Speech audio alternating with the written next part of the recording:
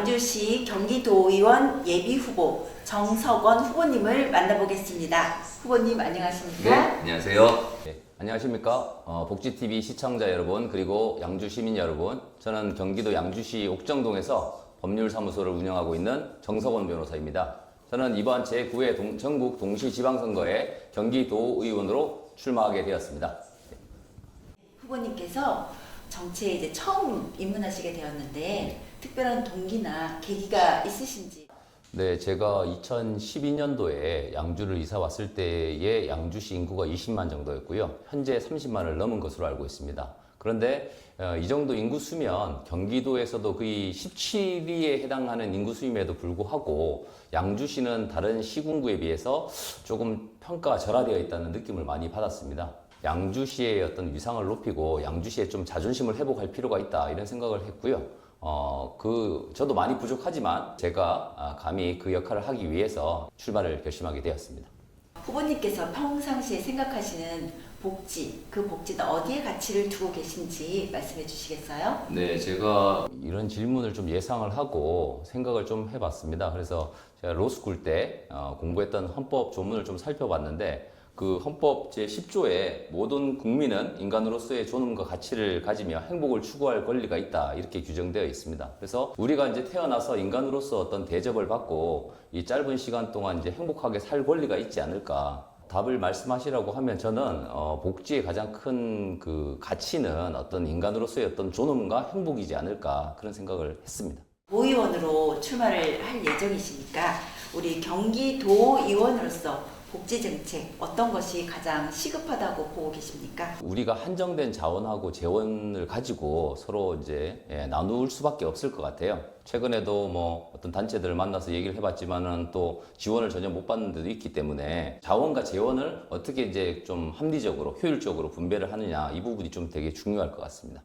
이 신도시를 중심으로 한 그 동부 쪽이 있고요. 또 이제 약간의 구도시라고 할 수 있는 저 서부 쪽이 있는데 양주시의 어떤 백석이나 광적 쪽에는 또 소아과 진료 같은 것도 제대로 못 받는다고 하더라고요.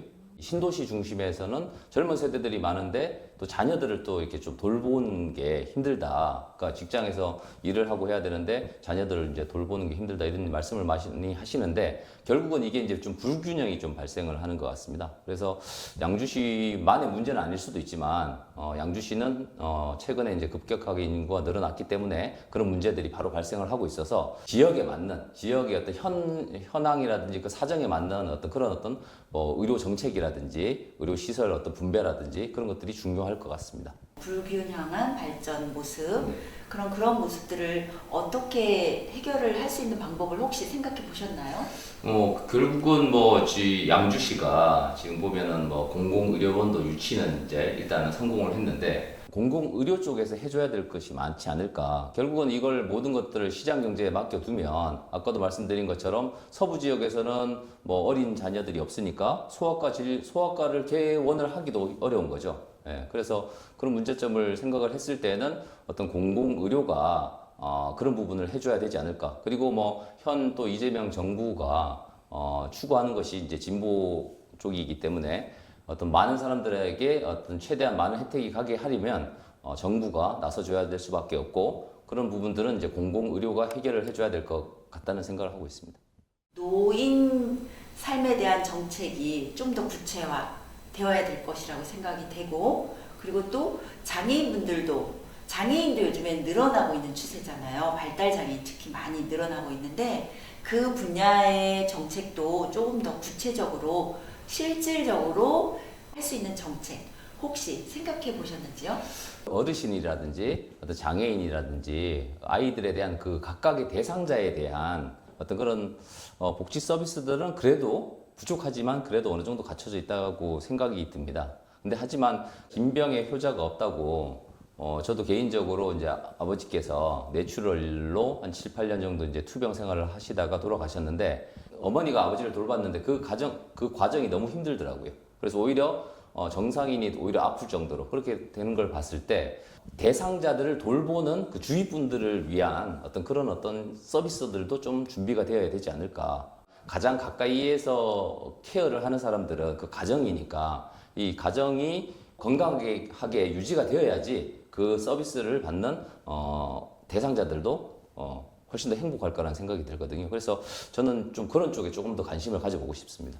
장애인 가정도 장애인 한 명만의 돌봄으로 끝나는 게 아니라는 거는 아마 많이들 알려져 있을 거예요. 지금 현재 가장 두드러지게 힘들어 하시는 분들이 발달장애인 가정들이잖아요. 자녀가 그렇게 장애를 겪고 있는 경우, 밖에 나가서 일도 못하고 뭐 이런 경우들이 많아서 가정이 무너지는 그런 경우들이 이제 종종 주변에서도 보게 되는데, 그래서 나라에서도 발달장애인에 대한 정책을 자꾸 조금 더 업그레이드 시키고 있잖아요.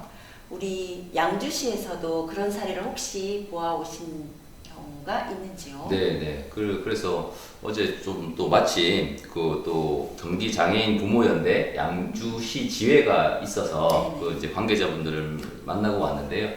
그분들이 하시는 말씀이 이제 이 발달 장애인들은 또 지체 장애인들하고 좀 달라서 건강검진이라든지 치과 치료를 받기가 상당히 힘들다고 합니다. 그래서 그냥 일반 병원에서는 이제 그런 부분들이 잘 안 되기 때문에 공공의료원에 되게 기대를 많이 하고 있으시더라고요.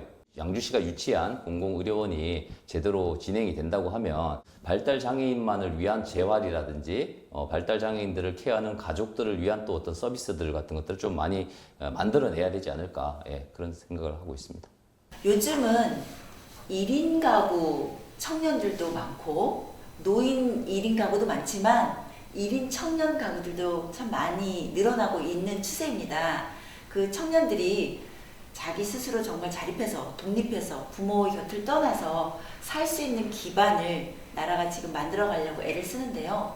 우리 경기도에서는 어떤 정책이 혹시 나오면 좋을까요? 제가 최근에 선거운동 때문에 거리에 나가서 아침 일찍 나가보면 서울로 출퇴근하는 인구들이 되게 많아요. 대부분 젊은 분들인데 저도 양주에 들어와서 서울로 출퇴근을 몇 년간 해봤는데 하루에 거리가 길에서 버리는 시간만 3시간, 4시간이 되더라고요. 그러면 그 시간을 빼면 나머지 시간들을 양주에서 쓰는 시간도 적고, 그 다음에 뭐 어떤 여가 시간이라든지, 그 다른 쪽에 쓸 수 있는 시간이 그만큼 부족하기 때문에 뭐 결혼이라든지 자녀라든지 생각하기가 쉽지는 않을 것 같아요. 뭔가 삶에 좀 여유가 있어야 되고, 그래야지 뭐 그런 어떤 결혼, 어떤 출산을 생각할 수 있을 텐데. 그래서 제가 생각하는 것은, 결국 젊은 청년들이 양주에서 생활을 하고 머물 수 있는 도시를 만들어야 된다. 뭐 다른 서비스를 많이 하는 것도 중요하지만 일단은 양주시의 괜찮은 일자리들을 최대한 많이 만들어야 되겠다. 예. 여러 가지 복지에 대한 좋은 정책들 또 아이디어를 말씀해 주셨는데요.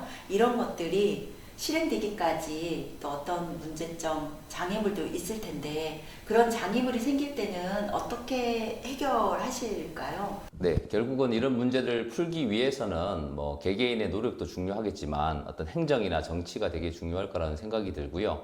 저 일례로 뭐 판교 테크노밸리나 이런 곳을 보면 모든 IT 기업들이 그쪽으로 몰리고 있고 젊은 세대들이 몰리고 있고 상당히 발전되는 모습을 보이고 있거든요. 양주시 같은 경우에는 양주시도 양주역 인근에 지금 테크노밸리를 조성하고 있는데 거기에 이제 어떤 기업들이 들어오느냐 이런 부분들도 되게 중요할 것 같아요. 그래서 뭐 IT 기업이든 바이오 기업이든 방산 기업이든 어떤 좋은 회사들이 많이 들어오면 가까운 곳에서 출퇴근을 하면서 어떤 상당한 보수를 받게 된다고 하면 그런 문제들이 그나마 해결될 텐데 결국은 그런 것을 풀 수 있는 것은 정치고 행정이지 않을까. 국회의원이라든지 시장이라든지 도의원, 시의원들이 어떤 그 원팀이 돼서 그런 어떤 좋은 일자리를 만드는데 노력을 하는 것이 상당히 중요할 것 같습니다. 정치하시는 분들이 함께 아이디어를 모으고 힘을 모아서 흩어지지 말고 우리 청년들을 위해서 그런 일자리들 만드는데 다 같이 힘을 모아주면 해결이 될 것 같다 이런 말씀이시군요. 네. 복지 사각지대에 있는 분들이 보이지 않지만 그래서 사각지대죠. 굉장히 많이 있습니다. 좀 취약한 계층도 그렇고 특히 장애인분들도 그런 사각지대에 있는 분들, 자기 표현을 못하는 분들은 사각지대예요.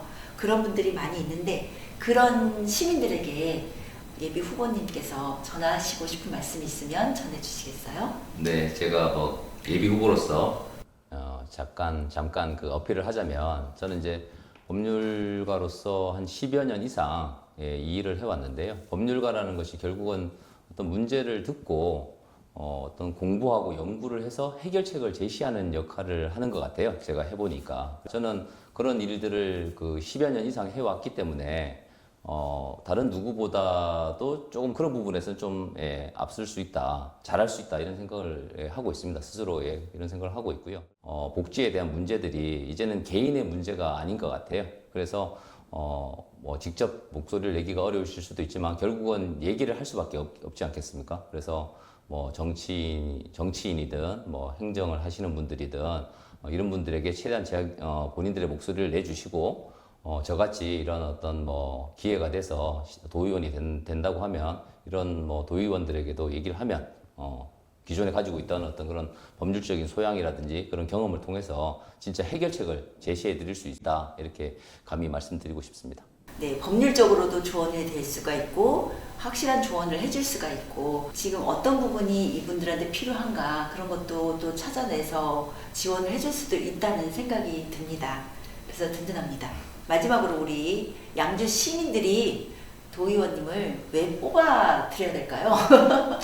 네. 뽑아줘야만 하는 이유가 있을 것 같습니다. 네, 시민 여러분, 아마 많은 후보들이 있을 것입니다. 그렇지만, 저처럼 이렇게 사막을 달려본 후보들은 그렇게 많지는 않을 거예요. 아마 거의 없을 것입니다. 그래서 저는, 어떤 제가 가지고 있는 법률가로서의 어떤 전문성과 어떤 사막 마라톤을 완주하는 그런 끈기를 가지고 양주시의 어떤 현안에 대해서 확실하게 해결책을 제시할 수 있다고 생각을 합니다. 그래서, 제가 만약에 도의원이 된다고 하면, 서두에서 말씀드린 것처럼 양주시의 어떤 위상을 높이고 양주 시민의 자존심을 높일 수 있도록 최선을 다하도록 하겠습니다.